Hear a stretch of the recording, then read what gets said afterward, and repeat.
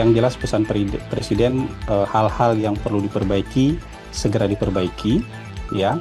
Hal-hal yang belum baik di masa lalu kemudian akan diperbaiki dan harus diperbaiki. Ditolak atau tidak mungkin nanti bisa tanyakan ke Pak Mensesnek ya. Tapi yang jelas yang saya terima adalah perintah untuk meneruskan tugas untuk memimpin PCO sejauh ini.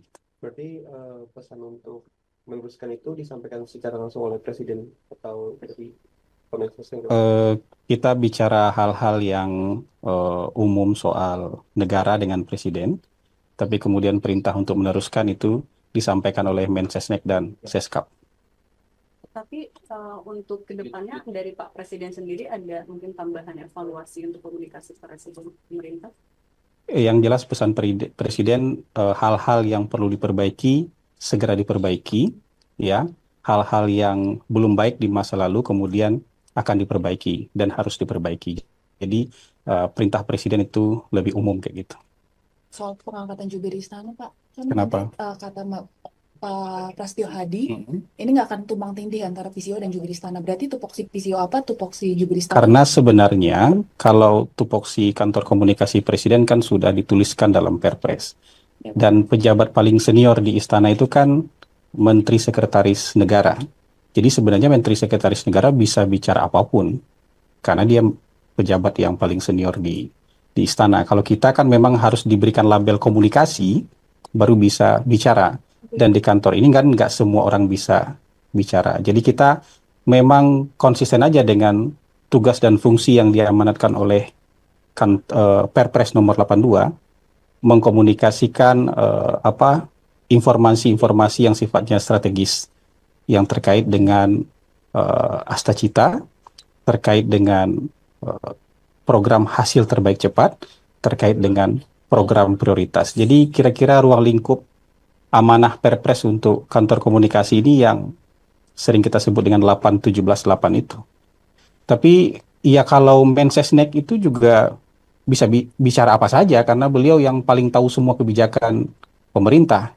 Jadi sebenarnya kalau Mensesnek mau lebih aktif bicara itu sama sekali tidak tumpang tindih dengan, karena pasti sama apa yang disampaikan oleh Mensesnek itu juga bagian dari hal-hal yang harus juga kita sampaikan. Bahkan kalau sudah disampaikan oleh Mensesnek itu kan juga kalau terkait dengan 8-17-8 juga hal-hal yang harus kita amplifikasi di bawah sebagai kantor komunikasi kepresidenan gitu. Bang Sam, tapi sejak yang pengunduran diri itu, apakah akses ke Presiden untuk rapat juga sekarang sudah lebih terbuka untuk PCO? Saya baru bertugas hari ini.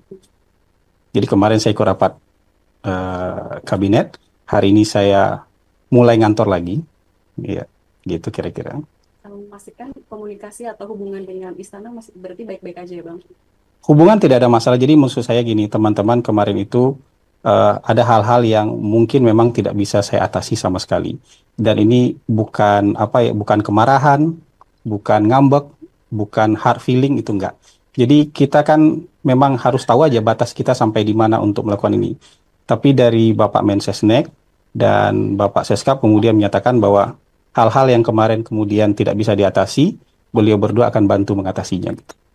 Kalau boleh disampaikan apa ya kemudian hal-hal yang tidak bisa diatasi itu mungkin apa sih Bang sebenarnya, apa terkait komunikasi atau kebijakan? Yang jelas ke depan tentu akan lebih baik lagi. Ya, yang nggak usah dijabarkan lah. Insya Allah ke depan akan jauh lebih baik lagi. Oke, Pak. Terima kasih. Ya, cukup. Hasan, satu lagi. Ya, masih ada.